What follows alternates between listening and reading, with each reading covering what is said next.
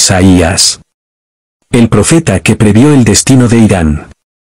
Antes de que el Mesías naciera, el mundo estaba cubierto por una oscuridad inquietante. Jerusalén oraba, ayunaba y celebraba, pero todo era apariencia. Los corazones estaban vacíos. Los jueces vendían la justicia. Los gobernantes robaban a los débiles. Las viudas eran olvidadas. Los huérfanos, ignorados. Y cuando parecía que Dios había guardado silencio, Él alzó una voz. Una voz que sacudió al sistema y preparó el camino para el mayor giro en la historia de la humanidad. Su nombre era Isaías. Quédate hasta el final, y descubrirás cómo su mensaje no solo transformó su tiempo, sino que revela lo que Dios está haciendo hoy, en medio de nuestra propia oscuridad. Antes de continuar, si eres nuevo aquí, por favor suscríbete a nuestro canal. Es una excelente manera de apoyarnos y motivarnos a crear más contenido de calidad. Isaías no era solo un profeta. Él veía el futuro. Dios le reveló la caída de los imperios, el sufrimiento de su pueblo y lo que ningún otro profeta se atrevió a vislumbrar, el fin de los tiempos mismo. Pero Isaías vio más que juicio. Atisbó una esperanza eterna. Vio al Mesías incluso antes de su nacimiento y fue el primero en proclamar la gran promesa: un Salvador vendría para quitar el pecado del mundo. La visión de Isaías sobre el juicio. En la ciudad de Dios, mentir se había convertido en un arte. El pueblo de Jerusalén sabía cómo fingir ante Dios. Cada semana oraban, cantaban y ofrecían sacrificios en el templo, pero era solo una farsa, porque fuera de esos muros, la justicia estaba en venta y la avaricia envenenaba el corazón de la nación. Alzaban sus manos para recibir bendiciones, y con esas mismas manos oprimían a la viuda y robaban al huérfano. Pero había un hombre que ya no podía seguir observando el espectáculo: Isaías. Isaías ya no podía soportar la hipocresía. El espectáculo de falsa santidad le quemaba los ojos. La ciudad hablaba de Dios, pero vivía como si Él estuviera ausente. Entonces la voz de Dios irrumpió en su alma, traspasándolo por completo y revelándole una visión impactante. Primero, vio la traición en su forma más pura: un padre abandonado por sus propios hijos. Y la voz de Dios, cargada de ira y dolor, estalló a través de él: escúchenme, cielos. Presten atención, tierra. Crié hijos y los levanté, pero se han rebelado contra mí. El buey conoce a su dueño, pero Israel no me conoce. Mi pueblo no comprende.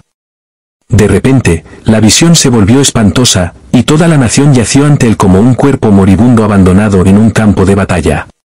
No quedaba ni un solo centímetro sin tocar, una masa de heridas abiertas y supurantes, de moretones y llagas infectadas que nadie se molestaba en sanar. Toda la nación se pudría, y la raíz de la plaga yacía en lo profundo de su corazón: Jerusalén.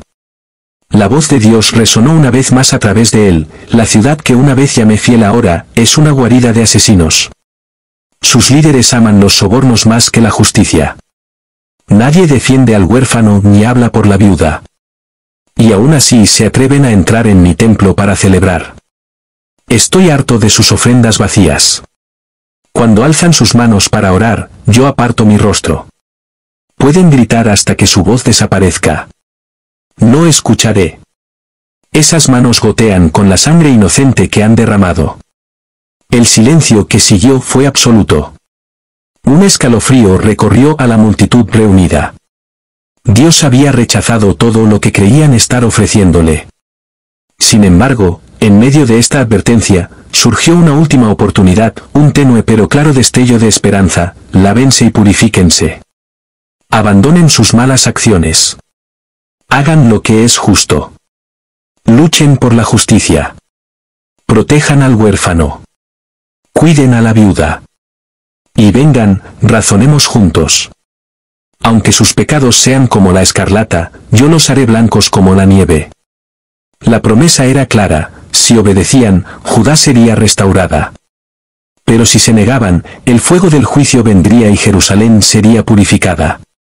Y entonces Isaías vio la luz. Dios le mostró un futuro tan glorioso que parecía imposible. Una montaña radiante y gigantesca se alzó sobre Jerusalén, y las naciones comenzaron a reunirse. Hombres y mujeres de todo el mundo escalaban la montaña, diciendo, vengan, subamos a la casa de Dios. Él nos enseñará sus caminos y aprenderemos a vivir en la verdad. Las guerras desaparecieron, y la gente ya no se entrenaba para matar, sino para cosechar y vivir en paz. Era una visión del reino de Dios, el mundo transformado por la justicia divina. La visión de Isaías sobre la santidad de Dios. Pero esa no era la realidad de Israel. Isaías volvió a mirar a su pueblo y vio una nación llena de hipócritas que se creían intocables, protegidos por su temido rey, Uzías.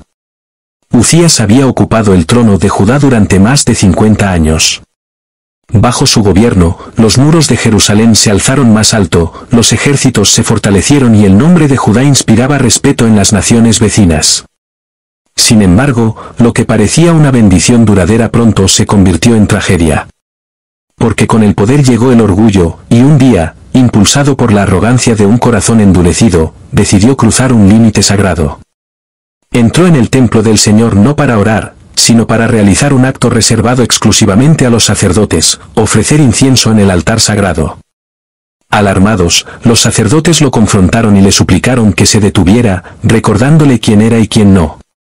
Pero Uzías se negó a escuchar. Furioso, estalló. Y en ese preciso momento, Dios intervino. De repente, ante los ojos de todos los presentes, apareció una mancha blanca en su frente. Lepra. El juicio de Dios no llegó como una voz fuerte ni como un terremoto, sino como una marca indeleble en su carne. En un instante, el poderoso rey se convirtió en un hombre impuro, y los sacerdotes lo sacaron apresuradamente del templo. El rey Uzías huyó aterrorizado, y desde ese día vivió aislado. El rey que una vez construyó fortalezas ahora habitaba solo como un leproso. Su hijo Jotán asumió el reino, gobernando en su lugar, mientras su padre se consumía lentamente en un castigo solitario. Y así, Uzías murió, marcado por su orgullo, expulsado de la presencia de Dios, recordado no por sus victorias, sino por su arrogancia al atreverse a tocar lo sagrado con manos impuras. Sin embargo, su muerte marcó el fin de una era y el inicio de un tiempo aún más oscuro. El pueblo había confiado en la ilusión de fuerza de un trono poderoso. Pero la muerte del rey dejó al descubierto lo que nadie quería admitir: toda la nación estaba en crisis. El pueblo se alejaba cada vez más de Dios. Los templos se llenaban de hipócritas, y la avaricia había desplazado a la justicia. Pero entonces Isaías entró en el templo y vio lo que ningún rey había visto jamás. De repente, los cielos se abrieron ante él, y sus ojos contemplaron un trono no de este mundo. Era elevado, majestuoso, exaltado sobre toda la creación, y sentado en él estaba el Señor de los ejércitos. Su manto era tan vasto que incluso su borde llenaba todo el templo. Inmediatamente, aparecieron serafines, criaturas ardientes, envueltas en llamas puras. Cada uno tenía 6 alas, y no cesaban de proclamar una sola frase que sacudía los cimientos del santuario: Santo, Santo, Santo es el Señor de los ejércitos. Toda la tierra está llena de su gloria. El templo tembló, y el humo llenó el lugar. Pero Isaías no adoró. En cambio, tembló y se derrumbó, porque no solo vio a Dios, sino también a sí mismo frente a él.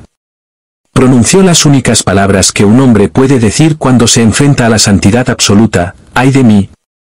Estoy perdido, porque soy un hombre de labios impuros y vivo en medio de un pueblo de labios impuros, y mis ojos han visto al Rey. Isaías no pidió perdón ni intentó justificarse. Simplemente reconoció su condición. Pero Dios no lo destruyó. Lo limpió. De repente, uno de los serafines voló hacia él, sosteniendo en su mano una brasa ardiente tomada del altar con unas tenazas. La tocó a los labios del profeta, diciendo: mira, esto ha tocado tus labios. Tu culpa ha sido quitada, y tu pecado ha sido perdonado. Y entonces, desde el trono, Dios habló: ¿a quién enviaré? ¿Quién irá por nosotros? Isaías respondió: heme aquí. Envíame a mí. Sin embargo, la misión distaba mucho de ser gloriosa.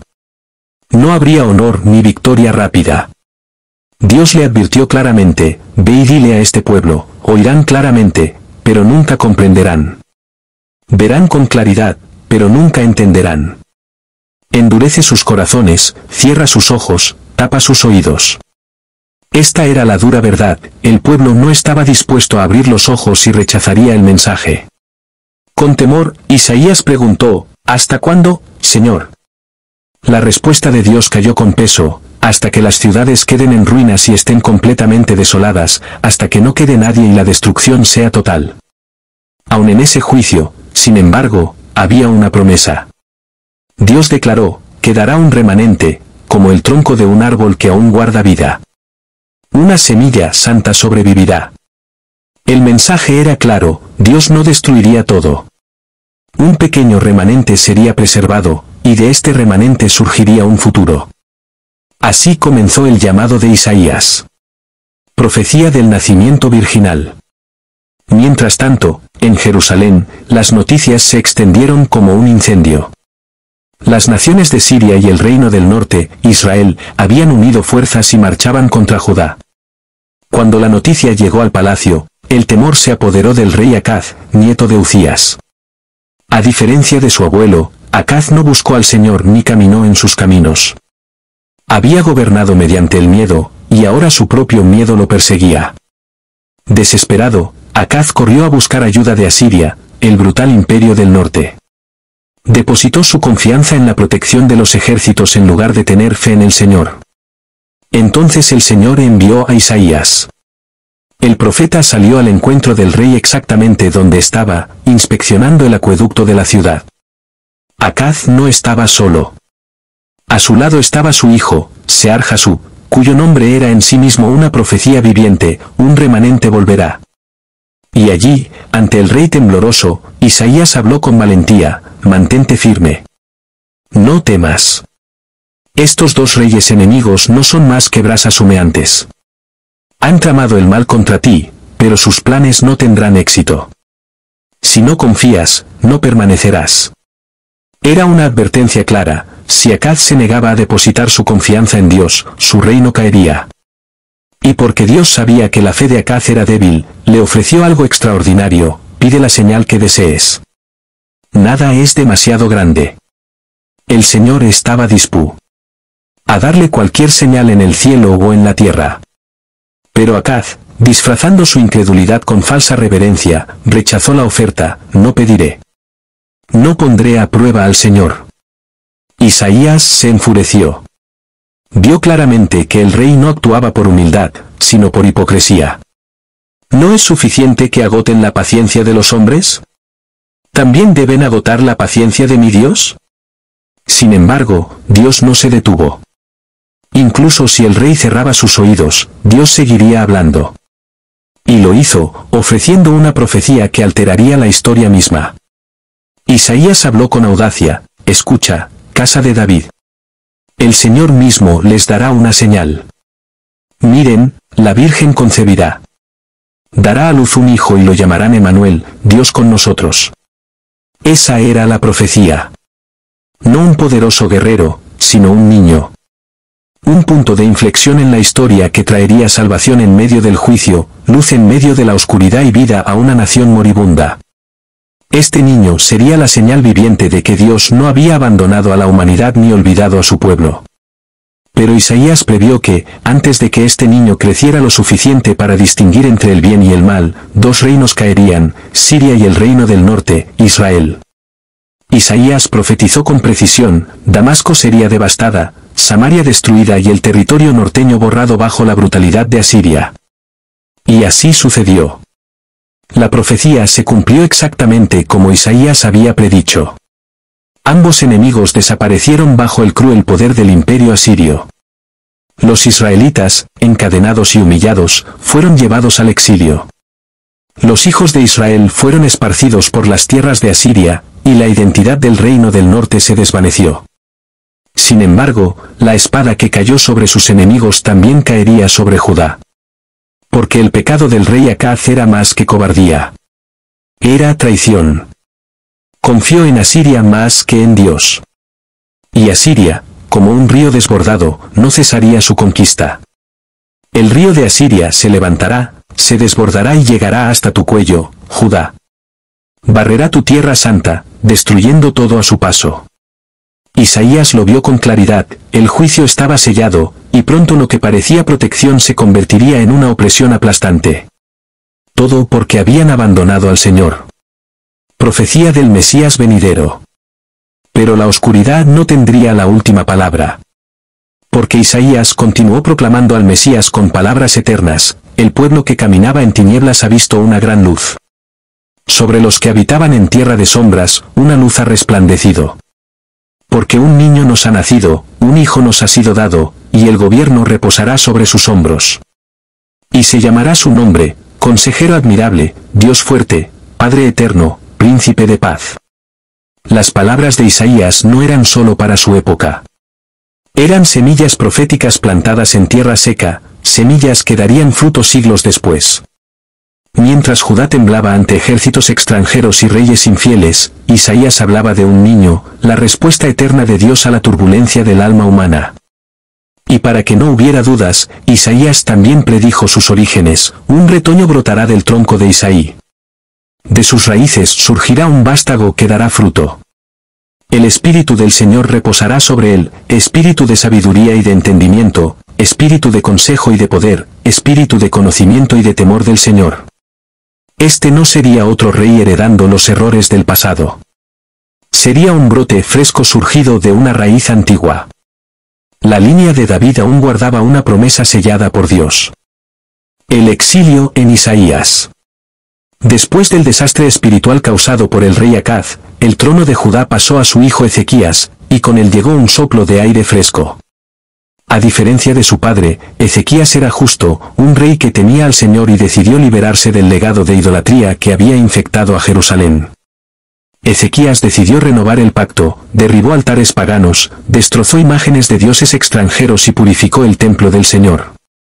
Abrió nuevamente las puertas del templo y reunió al pueblo para buscar al Dios vivo. Sin embargo, el Señor puso a prueba su fe. En el año 14 del reinado de Ezequías, la poderosa sombra del norte se alzó una vez más. Sennacherib, rey de Asiria, marchó contra Judá con un poder abrumador. Ya había destruido decenas de ciudades fortificadas, y ahora Jerusalén era su próximo objetivo. Las puertas de la ciudad se cerraron de golpe. La amenaza era demasiado real, el enemigo, imparable, y el miedo se extendía por el aire como humo. Entonces Sennacherib envió a su mensajero más cruel, Rabsaces, un maestro de la humillación y experto en intimidación. Parado con audacia ante los muros de Jerusalén, gritó en hebreo, para que todos entendieran claramente, no se dejen engañar por su rey, ni confíen en su Dios. ¿Acaso los dioses de otras naciones han salvado a sus pueblos? ¿Dónde están los dioses de Samaria? ¿Pudo su Dios librarlos de mi mano? Su Jehová no es diferente. Ríndanse y vivan. Resistan y perezcan. Cuando Ezequías escuchó las palabras de Rabsaces, rasgó sus vestiduras, se cubrió de cilicio y subió al templo. El rey se volvió inmediatamente a Dios. Envió mensajeros a buscar a Isaías, y el profeta le dio esta respuesta: esto dice el Señor, no temas por lo que has oído. Cuando él escuche un cierto informe, haré que quiera regresar a su país, y allí lo haré caer a espada. Nuevamente, Sennacherib envió amenazas, esta vez por escrito, burlándose e insultando al Señor. Ezequías leyó las cartas, las llevó al templo, las extendió ante Dios y oró: tú solo eres el Dios verdadero. Abre tus oídos, Señor, y escucha los insultos de este hombre. Sálvanos, para que todos los reinos de la tierra sepan que solo tú eres Dios. Entonces Isaías envió otra promesa al rey: no entrará en esta ciudad. Defenderé esta ciudad y la salvaré por mi causa y por la causa de David, mi siervo. Y así sucedió. Esa misma noche, sin necesidad de espada humana, el ángel del Señor descendió sobre el campamento asirio. Y en una sola noche, 185,000 soldados yacían muertos. Cuando Sennacherib despertó, no encontró un ejército, solo cadáveres. Humillado, regresó a Nínive. Y allí, en su propio templo, fue asesinado por sus propios hijos. Tal como Isaías había predicho, Jerusalén permaneció invicta. Sin embargo, poco después de esta victoria, Isaías visitó el palacio con un mensaje inesperado: pon tu casa en orden, porque vas a morir. No te recuperarás. El rey volvió su rostro hacia la pared y oró con lágrimas, Señor, recuerda cómo he caminado fielmente delante de ti, haciendo lo bueno y recto a tus ojos. De repente, antes de que Isaías hubiera salido del patio del palacio, la voz de Dios lo detuvo y le dijo, regresa y dile a Ezequías, he escuchado tu oración y he visto tus lágrimas. Te sanaré. Al tercer día subirás al templo, y añadiré 15 años a tu vida. Pero Ezequías, debilitado, pidió una señal, algo que confirmara lo imposible. Isaías le dio a elegir, ¿quieres que la sombra en el reloj de sol avance 10 grados o retroceda 10 grados? Ezequías eligió la opción más difícil, que retroceda. Y ante sus propios ojos, la sombra retrocedió 10 grados. El tiempo mismo retrocedió por orden del cielo. Luego, Isaías pidió una pasta de higos. Se la aplicaron a la herida del rey, y Ezequías se recuperó. Vivió y caminó en el templo, tal como Dios había prometido. El exilio según Isaías, un error, una profecía, y un futuro escrito siglos antes. Todo parecía estar en calma. La amenaza de Asiria se había desvanecido, y Jerusalén respiraba con alivio. Pero mientras el peligro visible desaparecía, uno nuevo se acercaba, silencioso y disfrazado de cortesía, Babilonia. Un día, mensajeros del rey Merodach Baladán llegaron hasta el palacio de Ezequías. Venían con regalos y elogios, fascinados por los rumores de su sanación milagrosa y de la señal sobrenatural en los cielos. Ezequías, halagado, los recibió con entusiasmo. Y entonces cometió un error fatal, les mostró todo. No guardó secretos. Les reveló cada rincón del reino, los tesoros del templo, los arsenales, las reservas reales, hasta los depósitos ocultos. No fue traición, fue vanidad. Cuando Isaías lo supo, enfrentó al rey sin rodeos. ¿Qué vieron esos hombres en tu palacio? Todo, respondió Ezequías. No oculté nada. Entonces el profeta pronunció una sentencia escalofriante. Días vendrán en que todo será llevado a Babilonia. Nada quedará. Incluso tus descendientes serán tomados y convertidos en siervos del rey extranjero. Pero Ezequías, lejos de clamar por misericordia, respondió con egoísmo resignado. La palabra del Señor es buena, mientras haya paz en mis días. Así se selló el destino de Judá. Isaías vio lo que nadie más podía imaginar, la ciudad santa vacía, el templo en ruinas, su pueblo encadenado, marchando hacia tierras lejanas. El juicio estaba decretado. Décadas después, se cumpliría palabra por palabra. En el 597 a.C., Nabucodonosor sitiaría Jerusalén. El templo ardería. Los hijos del linaje de David serían despojados de su corona. El exilio babilónico había comenzado. Pero Isaías no habló solo de juicio. Consuelo en medio del exilio, la esperanza que aún arde. Cuando todo parecía perdido, Isaías levantó la voz con un mensaje inesperado. Consuelen, consuelen a mi pueblo, dice su Dios. Díganle que su lucha ha terminado, que sus pecados han sido perdonados. Aquel mensaje no era para los fuertes. Era para los rotos. Para los que habían perdido su tierra, su templo y su identidad. A ellos Isaías les dijo algo impensable. Dios vendría.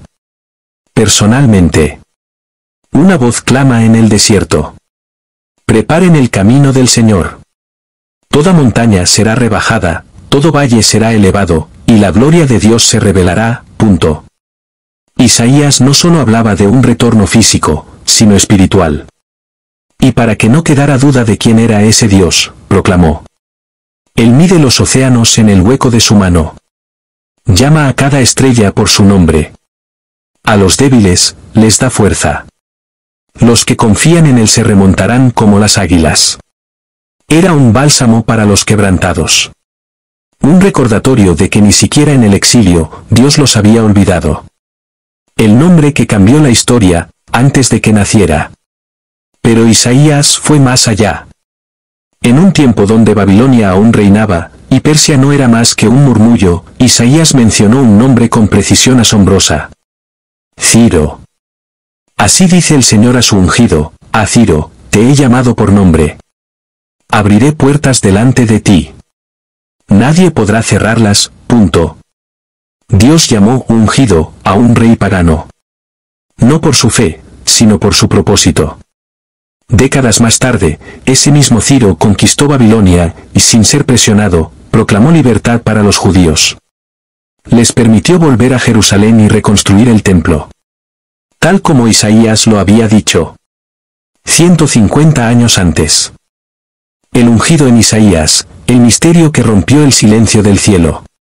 Después de anunciar el regreso del exilio y nombrar por adelantado al rey Ciro, Isaías no guardó silencio. En lugar de detenerse, su visión profética se volvió aún más profunda, más íntima, más celestial. Dios le reveló un misterio que superaba la restauración de Jerusalén o la caída de imperios. Le mostró a un siervo especial, elegido desde el vientre, sostenido por el Espíritu, lleno de justicia, pero sin espada. Este siervo no levantaría la voz en las plazas, ni quebraría a los débiles. Vendría con una gentileza que desconcertaría a los poderosos. Este es mi siervo, mi elegido, en quien me deleito. Pondré mi espíritu sobre él, y llevará justicia a las naciones. No gritará, no apagará la mecha que aún arde. Isaías contempló una figura incomparable, no un rey guerrero, no un juez autoritario, sino un hombre de compasión inquebrantable. Sería luz no solo para Israel, sino para los gentiles. Sería esperanza en carne y hueso. Pero esa visión gloriosa pronto se tiñó de sombras. El siervo no sería aclamado, sería despreciado. No sería coronado, sino golpeado, escupido y desfigurado. Ofrecí mi espalda a los que me golpeaban, mis mejillas a los que arrancaban mi barba. Un siervo fiel, que no maldeciría a sus verdugos. Que no respondería al odio con venganza, sino con entrega. Isaías lo vio, paso a paso, como si lo estuviera viviendo. He puesto mi rostro como pedernal, y sé que no seré avergonzado. Lo que comenzó como un mensaje de esperanza se convirtió en una visión desgarradora, un hombre justo, inocente, sufriendo voluntariamente por los pecados de otros. Isaías, que había visto el trono de Dios y anunciado el destino de reyes, ahora temblaba al ver algo aún más trascendente, el sacrificio de un inocente por amor. Ciertamente Él llevó nuestras enfermedades, cargó nuestros dolores, fue traspasado por nuestras rebeliones, molido por nuestras iniquidades. El castigo que nos trajo paz fue sobre Él. Y por sus heridas, fuimos sanados. No era un castigo, era un sustituto. Este siervo tomaría el lugar de muchos. No solo sufriría, intercedería. No sería un símbolo, sino un puente viviente entre el juicio y la misericordia de Dios. Como cordero llevado al matadero, no abrió su boca, fue juzgado injustamente, y sepultado entre malhechores. Pero entonces Isaías vio algo aún más asombroso. Después de su sufrimiento, verá la luz, y justificará a muchos. No era solo muerte, era redención. No era el final, era el principio. Este siervo no vino primero a reinar, vino a cargar la cruz del mundo entero. Y desde esa visión, Isaías extendió una invitación que todavía hoy atraviesa los siglos. Vengan, todos los sedientos, compren sin dinero, sin costo. Busquen al Señor mientras pueda ser hallado. Él perdonará abundantemente. La puerta está abierta. Pero no lo estará para siempre. Una invitación que transforma. La invitación de Dios a través de Isaías no era solo a la salvación, sino a la transformación. El profeta desnudó la hipocresía de una religión vacía, ayuno sin justicia, rituales sin compasión, adoración sin obediencia. ¿Quieren ayunar?, preguntó Isaías. Entonces suelten las cadenas de la maldad. Liberen a los oprimidos. Den pan al hambriento, refugio al pobre, ropa al desnudo. No se escondan de su hermano. Solo entonces, su luz brillará como el amanecer. Isaías no se detuvo en lo individual. Su visión fue radical, la salvación no era exclusiva para Israel. En una época donde el templo separaba más que unía, Isaías proclamó algo escandaloso. Mi casa será llamada casa de oración para todas las naciones. No solo para los justos, ni para los nacidos en el pacto. También para el extranjero, el marginado, el quebrantado, el pecador arrepentido. Dios abría las puertas, a todos. Siglos después, Jesús repetiría esa misma frase, con fuego en los ojos, al limpiar el templo. Mi casa será llamada casa de oración para todas las naciones, pero ustedes la han convertido en cueva de ladrones. Isaías fue el precursor de un reino sin fronteras. Un reino donde no se exige perfección, solo hambre de Dios. Y así, el profeta cerró su mensaje no con juicio, sino con esperanza para toda la humanidad. La promesa más grande, un mundo nuevo. Isaías no solo anunció el regreso de los exiliados o la restauración de Jerusalén. Fue más lejos que cualquier otro profeta. Declaró una promesa tan audaz, tan gloriosa, que aún hoy nos estremece. Porque aquí, yo crearé nuevos cielos y una nueva tierra. Las cosas pasadas no serán recordadas. Un mundo donde el dolor desaparecería, donde la muerte perdería su poder, donde el trabajo no sería en vano y la violencia dejaría de existir. Isaías vio un día en que el lobo y el cordero pastarían juntos, y la paz no sería solo un anhelo, sino la ley que rige el universo. Un mundo renovado. Un pueblo redimido. Y lo más glorioso, un Dios habitando en medio de ellos, como padre entre sus hijos. La muerte del profeta. Pero mientras Isaías anunciaba esta esperanza eterna, su mundo físico se oscurecía. Tras la muerte del rey Ezequías, subió al trono su hijo Manasés, el rey más perverso que Judá jamás tuvo. Restauró la idolatría, llenó el templo con dioses paganos, practicó hechicería, incluso sacrificó a su propio hijo en el fuego. En este ambiente de corrupción espiritual, la voz de Isaías se volvió insoportable. La Biblia guarda silencio sobre su final, pero la tradición judía afirma que fue perseguido, encerrado dentro de un tronco hueco, y aserrado por la mitad. Murió como mártir. Pero su mensaje no murió con él. El profeta que vio al Mesías antes de que naciera. Isaías vio lo que ningún otro profeta vio con tanta claridad, la santidad abrasadora de Dios, y al mismo tiempo, la ternura de un Mesías sufriente. Fue él quien escribió: He aquí, la Virgen concebirá y dará a luz un hijo. Lo llamarán Emmanuel, Dios con nosotros. Siglos más tarde, cuando Jesús nació en Belén, Mateo no recurrió a leyendas. Abrió el rollo de Isaías y dijo: esto es cumplimiento. Y cuando Jesús se levantó en la sinagoga de Nazaret para comenzar su ministerio, leyó las mismas palabras de Isaías. El Espíritu del Señor está sobre mí, me ha enviado a proclamar libertad a los cautivos, vista a los ciegos, esperanza a los quebrantados. Y añadió: hoy se ha cumplido esta escritura ante ustedes. Isaías lo había visto todo, siglos antes. El Evangelio de Juan lo confirma. Isaías dijo esto cuando vio su gloria y habló acerca de él. Sí, Isaías vio la gloria de Cristo, antes de Belén, antes de la cruz, antes del trono. Un puente entre el cielo y la tierra. Isaías no fue solo un profeta del pasado.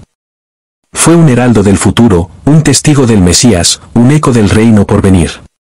Desde las ruinas de Jerusalén, elevó su mirada y vio el fin del mundo como lo conocemos, y el inicio de uno que jamás será destruido. Un mundo sin heridas.